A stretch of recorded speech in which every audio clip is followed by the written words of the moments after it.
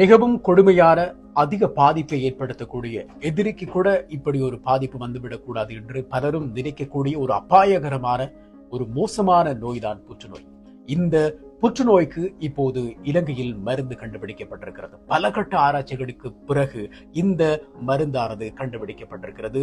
உலகின் பல நாடுகள் முயற்சித்து தோற்று போயிருக்கும் நிலையில் பல நாடுகள் இப்போதும் கூட ஆராய்ச்சியில் இருக்கின்ற வேளையில் இலங்கை இப்போது புற்றுநோய்க்கான மருந்தை கண்டுபிடித்து உலகின் பார்வையை தன் பக்கம் திருப்பியிருக்கிறது. கொழும்பு பல்கலைக்கழகத்தினுடைய கண்டுபிடிப்பாக இந்த கண்டுபிடிப்பு இப்போது மக்கள் மத்தியிலே பேசு பொருளாக மாறியிருக்கிறது. இன்று நேற்று அல்ல, சரியாக 2008ஆம் ஆண்டு முதல் இன்று வரைக்கும் சுமார் 17 ஆண்டுகள் கடுமையாக உழைத்த கொழும்பு பல்கலைக்கழகத்தினுடைய விஞ்ஞானிகள் இந்த மருந்தை இப்போது கண்டுபிடித்திருக்கிறார்கள். உலக அளவில் ஒரு வருஷத்துக்கு 20 மில்லியன் பேர் இந்த புற்றுநோயால் பாதிக்கப்பட்டு உயிரிழக்கிறார்கள்.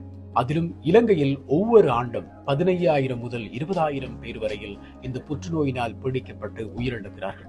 இந்த நோயை கட்டுப்படுத்த மருந்துகளே இல்லையா என்று எதிர்பார்த்து கொண்டிருந்தவர்களுக்கு தான் இன்று இலங்கையிடமிருந்து ஒரு முக்கியமான செய்தி வந்தது. அதுதான் புற்றுநோய்க்கான மருந்துகள் கண்டுபிடிக்கப்பட்டிருக்கிறது. அதுவும் இலங்கையினுடைய கொழும்பு பல்கலைக்கழகத்தினுடைய ஆராய்ச்சிகளின் மூலமாக இந்த மருந்து கண்டுபிடிக்கப்பட்டிருக்கிறது.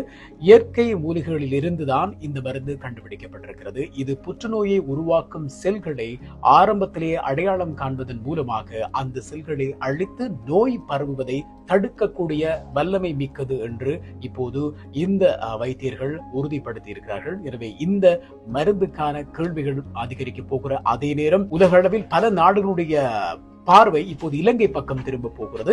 இந்த புற்றுநோய் மருந்தினுடைய தன்மை எப்படிப்பட்டது, இது எப்படி செயற்பட போகிறது என்று பல எதிர்பார்ப்புகளோடு இலங்கை பக்கம் உலக அளவில் பலரது பார்வை திரும்ப போகிறது.